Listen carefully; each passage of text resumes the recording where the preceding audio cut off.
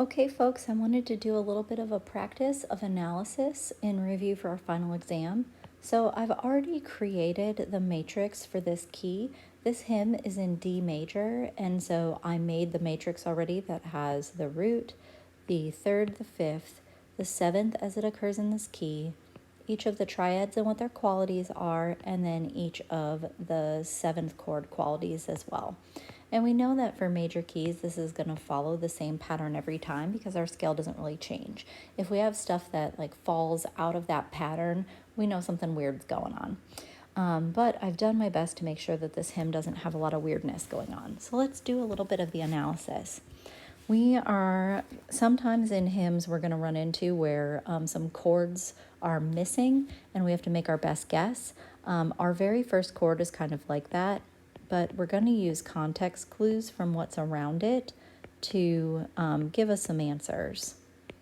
So our first chord does not have, I even wrote what was missing, it just has D and F sharp in it.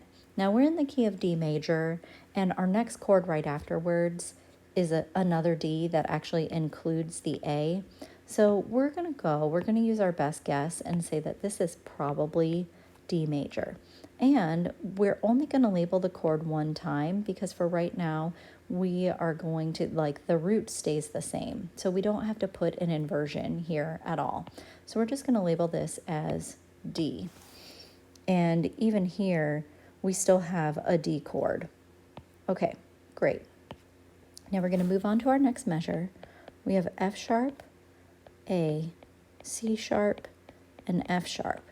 And you might think, well, some of the things are the same between D, F sharp, and A. We have F sharp and A that remain the same, but we have that C sharp in there. That kind of throws a wrench into our idea of this potentially being anything related to D. So we can look at our matrix and say we've got F sharp, A, and C here, and that is probably an F sharp minor triad, but we can also stack it to check. We have F sharp, A sharp, and C sharp. So we have an F sharp root position triad. So we're going to put F sharp minor root position triad. Now let's take a look at our next. We've got G, B, and E. G, B, and E. Normally with our G major we have GBD, but we don't have that here. We have that later, but we also have this E hanging out over here. And we don't have this stacked, so it's probably not G major. We could try and stack it and do G, B, and E. And we do have E minor in this key. So we probably have an E minor triad, but it's not in root position. We have the third on the bottom. So let's see. Well, you know what? I'm going to go ahead and keep that there. And now, if we think about the seventh chord, we also have a minor 7 there. So we have an E minor 7 with a G in the bass, because we do have that seventh pop up here on that last and, the and of 4. Okay, then what do we have next? We have D, F sharp, and B. We might think that we have a D major triad here, but that B sort of throws a wrench into it for us. It's not stacked if we have that B, but can we stack it? B, D, and F sharp. Yes, we actually have a B minor triad here, but we have what in the bass? We have a D in the bass, so we need to indicate that. Then we have B, F sharp, B, and D. We have all the same notes for a B minor triad, but now we have the B in the bass, so we want to indicate that and put B minor. Now, as we're going through, let's go ahead and do our Roman numerals. Let's put those in a different color. We can look down at our matrix if we want to, because we already have that labeled out and we can see what everything is. But we have a 1, we have a 3, We have a 2 in, ooh, we wouldn't use a slash here because we're using the traditional notation. So this is a 2 with the 3rd in the bass. That is a 2, 6. And then we haven't done this, but, and I'm not going to ask for this on the test, but I think you may have done this in a previous class. We didn't have time to get to it here in our class, but the 7th inversion symbols, this is a first inversion, which is a 2, 6, 5. Again, I'm not going to ask you for that, but there it is. I will ask you for the lead sheet symbols for this. This will absolutely be on the test because you know this and we've done it, we've practiced it. But this minor 2, 6, 5, I will not ask on the test. I'll have that blank. Okay, but the triads, absolutely. So we have a B minor here. That is our 6th chord, and it's in first inversion. So we're going to put 6 with a 6. You can put 6, 3 if you want to. Again, if you want to be fancy. And then we have regular B minor. So we have a minor 6. Let's move on to our next line. We've got A, C sharp, and A. We can take a good guess here. It's probably in our next note, doesn't have an F sharp in it. We're gonna probably guess here that we have an A major with an A in the bass. So we're gonna put A.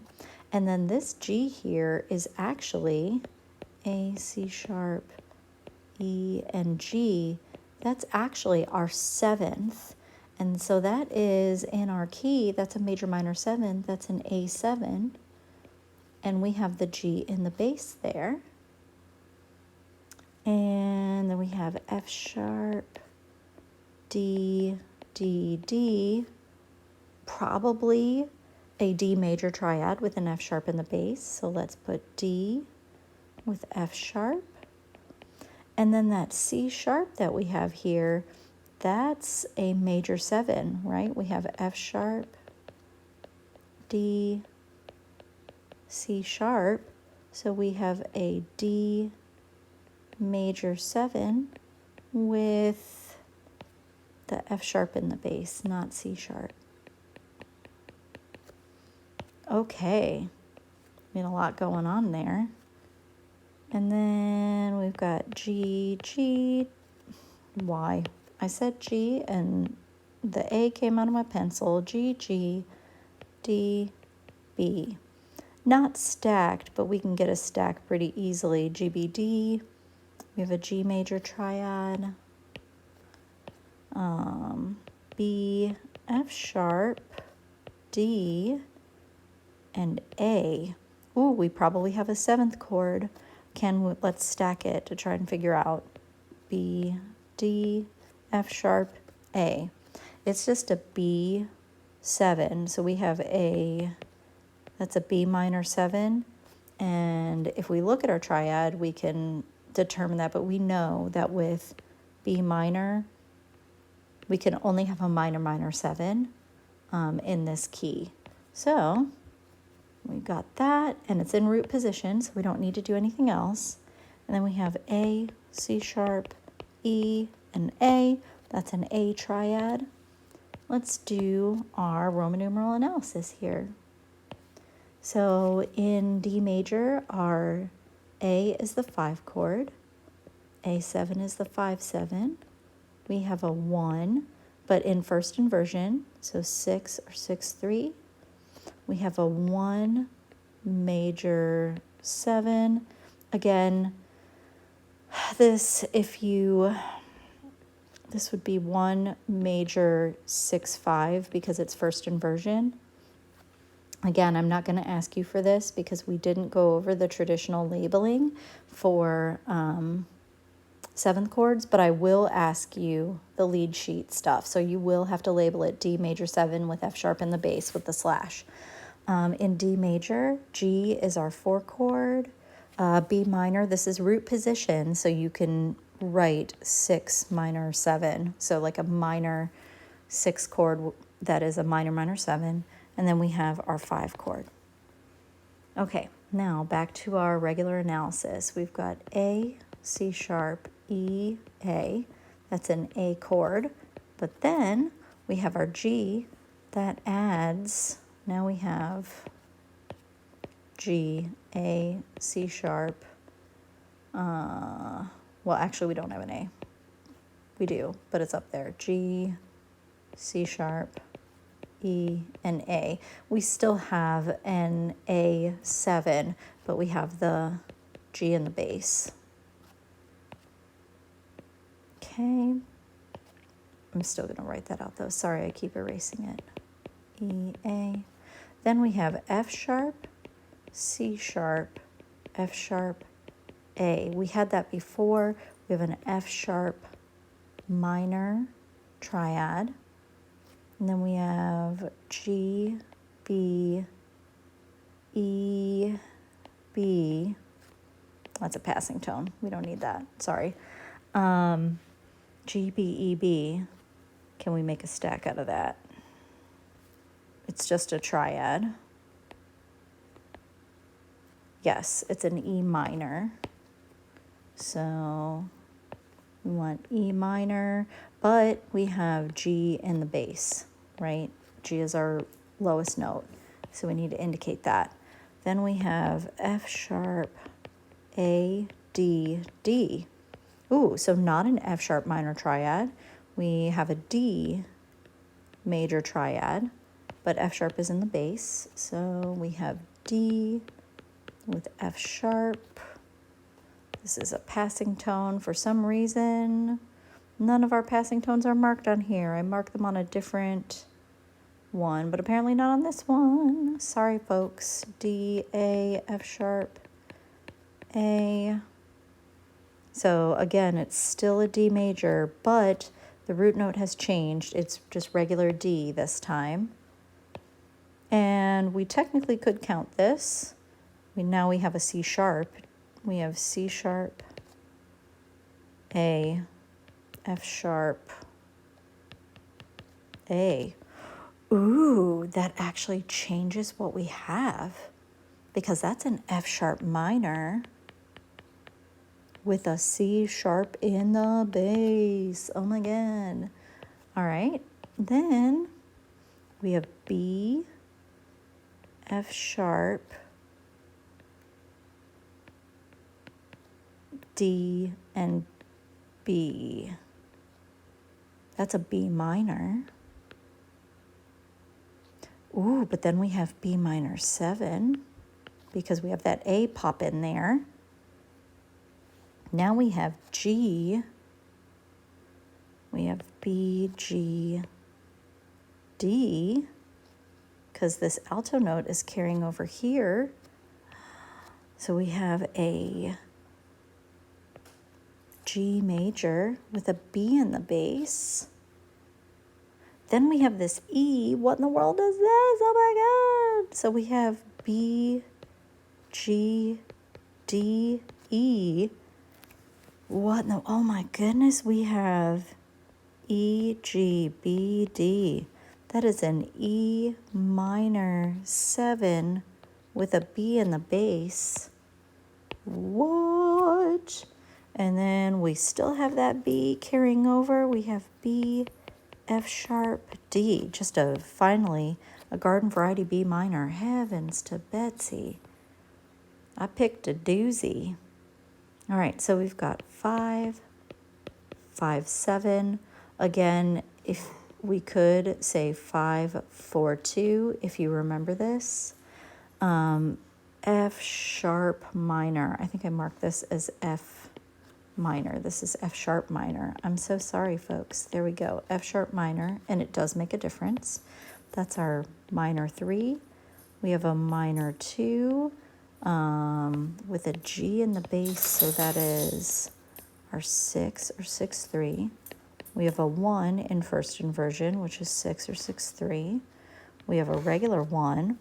We have a 3, but with the 5th in the bass, so that's a 6-4 to a 6, a 6-7,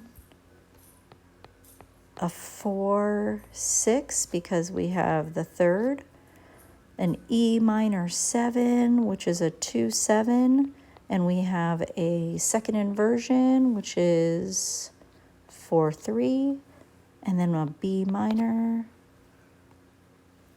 And now to our last one. We've got A, F sharp, D. That's a D major with an A in the bass. F sharp, A, C sharp, F sharp. We have an F sharp minor. We've got G, G, B, G, G, B, F sharp. Ooh, can we stack it? G, B, F sharp.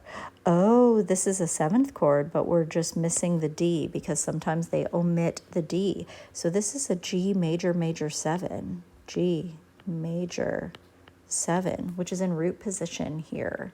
Hurrah.